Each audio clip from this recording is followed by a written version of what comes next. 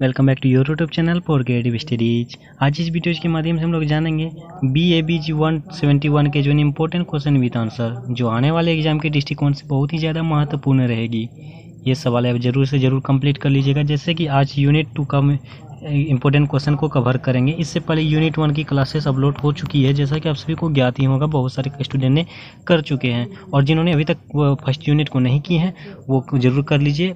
मैं उसका लिंक जो है डिस्क्रिप्शन बॉक्स में दे दूंगा और कमेंट बॉक्स में पिन कर दूंगा, ताकि आप सभी को दिक्कतें ना आए। ठीक है ना। आज ये सेकेंड क्लास है, यूनिट 2 का फर्स्ट क्वेश्चन है आज का। जो ना आपका यूनिट 2 का नाम था गाँव। गांव ही एक यूनिट है कि गांव के बारे में आपको देखने को मिलेगा। तो यदि आप यूनिट में चैप्टर नाम गांव है तो गांव की परिभाषा जानना बहुत ही ज़्यादा ज़रूरी है। तो आपके एग्ज़ाम के दृष्टिकोण से बहुत ही महत्वपूर्ण हो सकती है कि गांव की परिभाषा दीजिए, गांव का अर्थ बताए, गांव क्या होता है। ठीक है ना, इसके बारे में आपको पूछा जा सकता है, इसलिए ये इम्पोर्टेंट क्वेश्चन बन सकता है आपके एग्जाम के दृष्टिकोण से। क्लियर ना। इसलिए चलिए आप देखते हैं। आज की क्वेश्चन आपका है गांव की परिभाषा दीजिए। आखिर गांव होता क्या है, गांव किससे कहते हैं। अरे आप गांव में तो रहते, लेकिन गांव का परिभाषा क्या है, इसके बारे में आज हम लोग इस वीडियो के माध्यम से जानेंगे। जैसे कि BABG 171 का जो है BR अम्बेडकर चिंतन, यानी कि भीमराव अम्बेडकर चिंतन, भीमराव अम्बेडकर के अनुसार ये पुस्तकें जो है बनाई गई है कि उसके अनुसार क्या क्या क्या होता है, तो वैसी है। इसलिए गांव भी एक अच्छी विषय है, तो अच्छी चैप्टर भी है। तो इसको देखते हैं हम लोग क्या होता है गांव की परिभाषा। ठीक है ना। चलिए गांव, जैसे गांव का ऐसे मतलब नॉर्मली आप सुनिए मेरी बातों को। गांव किसे कह सकते हैं, जहाँ पे खेती बाड़ी होती होगी तो वहाँ भी उसको भी गांव कह सकते हैं। जहाँ कम आबादी हो उसे गांव कह सकते हैं। क्लियर ना। जैसे कि कृषि द्वारा आय हो, कृषि द्वारा आय उत्पन्न हो, जीवन यापन उसी से हो, तो उसको आय कह सकते हैं। इसी तरह जो ना गांव का जो ना परिभाषाएं अलग अलग विद्वानों ने अलग अलग परिभाषाएं दी है। बहुत सारे विद्वानों का कथन अलग है। हालांकि गांव तो एक ही है, लेकिन उसका परिभाषा जो अलग अलग विद्वानों ने अलग अलग तरीके से प्रस्तुत किया है। जैसे कि आपको आगे देखने को मिलेगा, कुछ विद्वानों को मैंने बताया भी है क्या क्या बताया है कि गांव किसे कहते हैं। जैसे देखिए, विभिन्न विद्वानों ने गांव या ग्रामीण शब्द की अनेक व्याख्याएं प्रस्तुत की हैं। जैसे कि मैंने अभी बताया था, कुछ व्यक्तियों का मत है कि जहां आर्थिक एवं सामाजिक दृष्टि से पिछड़े हुए लोग रहते हो उस क्षेत्र को गांव कहा जाता है।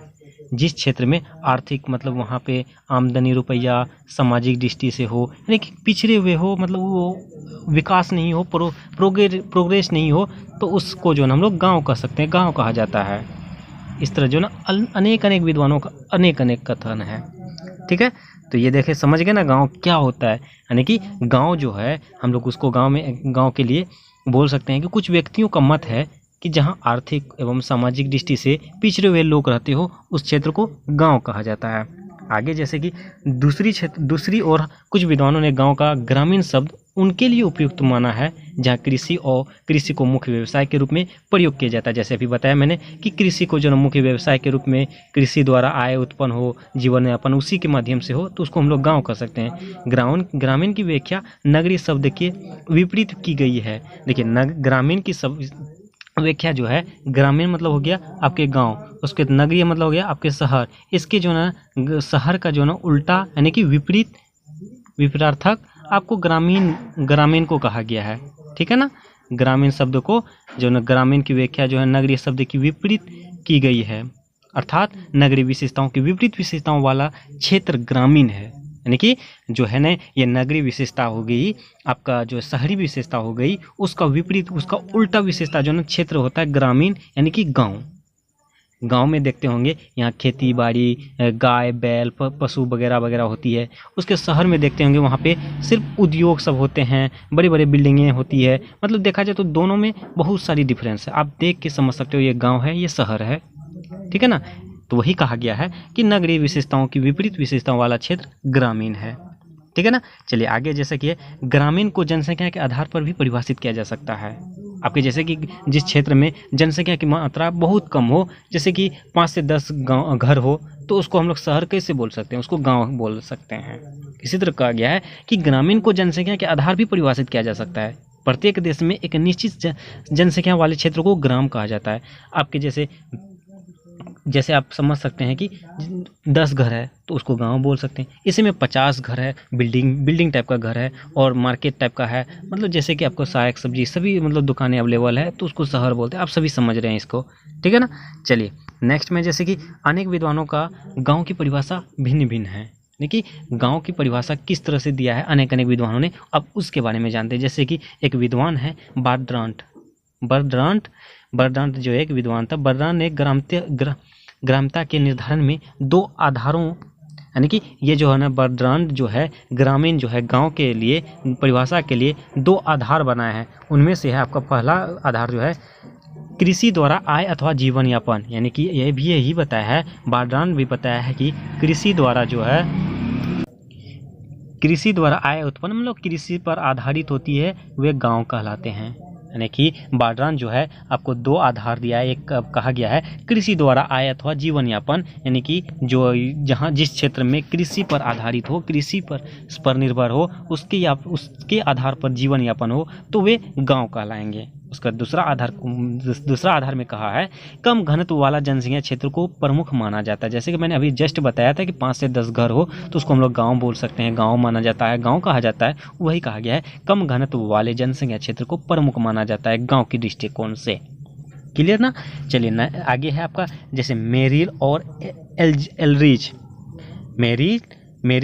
एल्ड्रिच के द्वारा जो है ना ग्रामीण समुदाय के अंतर्गत संस्थाओं और ऐसे व्यक्तियों का संकलन होता है जो छोटे से केंद्र के चारों ओर संगठित होते हैं तथा सामान्य प्राकृतिक हितों में भाग लेते हैं।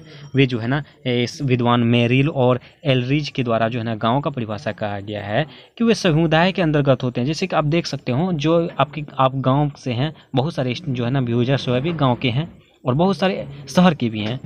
अब देखना यदि आप शहर के हैं तो अब गांव जाके देखना, गांव में होगा क्या, आपको समूह टाइप का मिलेगा, आपको जो वहाँ एकता बहुत मिलेगी, आपको जो वहाँ यानी भाईचारे देखने को मिलेगा। आपको शहर में होता मतलबी दुनिया, आप पड़ोसी को नहीं जानते होंगे, पड़ोसी का नाम क्या वो तक नहीं जानते हो। लेकिन यही बात अगर गाँव में जाएंगे तो गाँव में मतलब पूरे गांव का आदमी के बारे में उसको पता होगा, उसके घर क्या हो रहा है, क्योंकि वहाँ समुदाय के रूप में निहित है। और शहर में जो ना अपने आपको बहुत बिजी रखते हैं, व्यस्त रखते हैं। तो गांव का ये एक विशेषता भी ये भी है कि वहाँ जो ना समुदाय के रूप में रहती है, एक प्रकार का संस्था के रूप में, ठीक है ना। और उसके बाद ऐसे व्यक्तियों का संकलन होता है जो छोटे से केंद्र के चारों ओर संगठित होते हैं। देखिए गांव का जो ना गांव एक प्रकार का छोटा ही केंद्र होता है, वो चारों तरफ से संगठित होता है। गांव में अगर कुछ थोड़ा सा भी बाहरी प्रॉब्लम हो जाए ना तो सभी में एकता हो जाती है। तो इस तरह से जो ना संगठित होते हैं, उसके बाद सामान्य तरह से चारों ओर से संगठित होते हैं, मतलब ठीक है ना। उसके बाद वो प्राकृतिक हितों में भाग लेते हैं। प्राकृतिक हितों में भाग लेते हैं मतलब ये कि वो पेड़ पौधे हो गए, मतलब प्राकृतिक से जुड़े हुए रहते हैं। जैसे शहरी में आप होता है क्या, वो मशीनीकरण कर दिया गया। यदि आपको गर्मी लग रहा है तो आप एसी चला लो, एसी चला लिए, ठंडी लगा तो मतलब होता है ना कूलर चला लिए, उसके बाद वॉशिंग मशीन यूज कर ली वगैरह वगैरह। मतलब शहरी का तो समझ ही रहे हैं। गांव में होता है क्या, वो प्राकृतिक जो ना हितों के अनुसार चलने की कोशिश करता है। वो पे जो पेड़ पौधों के पास जाने की कोशिश करता है, पेड़ पौधा लगाने की कोशिश करता है, ऑक्सीजन लेता है ओरिजिनल, जैसे कि आपका प्राकृतिक हवा वो लेते हैं। वो गांव में इस तरह से देखने को मिलेगा, आप सभी समझ रहे हैं। यही कहा गया है सामान्य प्राकृतिक हितों में भाग लेते हैं, वो प्राकृतिक समय जो है ना प्रकृतियों में समय देते हैं। तो इस तरह से ये गांव की विशेषता है। ये सभी जो है ना आपका मेरिल और एल्ड्रिच के द्वारा कहा गया था गांव की परिभाषा के रूप में। और आपका नेक्स्ट पॉइंट जो है सैंडरसन, ये एक विद्वान थे। सैंडरसन के अनुसार जो है ग्रामीण समुदाय को परिभाषित करते हुए लिखते हैं, एक ग्रामीण समुदाय में स्थानीय क्षेत्र के लोगों की सामाजिक अंतःक्रिया और उनकी संस्थाएं सम्मिलित थी। देखिए जैसे मैंने अभी बताया था ना कि गांव में जो ना होता क्या है, एकता होती है। वहाँ पे अगर कोई संकट में हो तो सभी मिल के उसको जो ना मतलब सॉल्व करने की कोशिश करते हैं, हल करने की कोशिश करते हैं। तो यही कहा गया है, सैंडरसन ने भी यही कहा है कि ग्रामीण समुदाय में जो ना स्थानीय क्षेत्र के लोगों को सामाजिक अंतःक्रिया, जैसे समाज में कोई भी प्रॉब्लम हो, कोई भी क्रिया हो, कोई कार्यक्रम हो तो सभी मिल के एक साथ करते हैं, उनकी हिस्सेदारी बनते हैं, उसमें भाग लेते हैं, ठीक है ना। और वह खेतों के चारों ओर बिखरी झोपड़ियों तथा पूर्वा यानी कि ग्रामों में रहती है। वह खेतों के आसपास में रहते हैं। गांव के ऐसे ही देखे होंगे कि गांव का जो ना अधिकतर खेतों के बीच में, खेतों के पास में इस तरह से झोपड़ी बना के रहा करते हैं। और जो उनकी सम्मानित क्रियाओं का केंद्र है, जो एक गांव के लिए सम्मानित क्रिया का केंद्र है। क्लियर ना? आई होप कि मेरी बातों को समझ रहे हैं, गांव की बातों को समझ गए, गांव क्या होता है, गांव की परिभाषा क्या होता है। ये रहा, अब मैंने ये 2-3 विद्वानों का बताया। गांव इस तरह से आपको परिभाषित करता है, परिभाषा इसका इस तरह से बनता है। गांव फिर से मैं एक शॉर्ट में बता दे रहा हूँ ताकि आप जो ना आपके माइंड में बना रहे। गांव का जो ना, गांव को हम लोग गांव अनेक अनेक विद्वानों ने अनेक अनेक कथन दिया है गांव के बारे में। कुछ विद्वानों का मत है कि जो ना आर्थिक एवं सामाजिक दृष्टि से पिछड़े हुए लोग रहते हों उसको गांव कहा जाता है। कुछ विद्वानों का कहना है जहां जनसंख्या के आधार पर, यानी कि जनसंख्या निहित हो। उसके बाद कुछ विद्वानों का कहना है कृषि द्वारा आय अथवा जीवन यापन होता है। उसके बाद कम घनत्व वाला जनसंख्या क्षेत्र हो। उसके बाद जहाँ समुदाय अंतर्गत संस्था होती हो, गांव कहलाता है।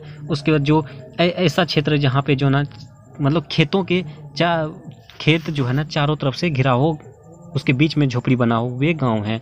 तो ये रहा आपका गांव की परिभाषा। अब जो ना आप आसानी तरीके से एग्जाम में अगर पूछा जाए तो आप आसानी तरीके से गांव की परिभाषा बेहतरीन तरीके से आप लिख सकते हैं। और आपको 1 से 2 बार अगर क्लासेस आप सुन लेते हैं, सिर्फ सुन लेते हैं, तो आपका कवर हो जाएगी।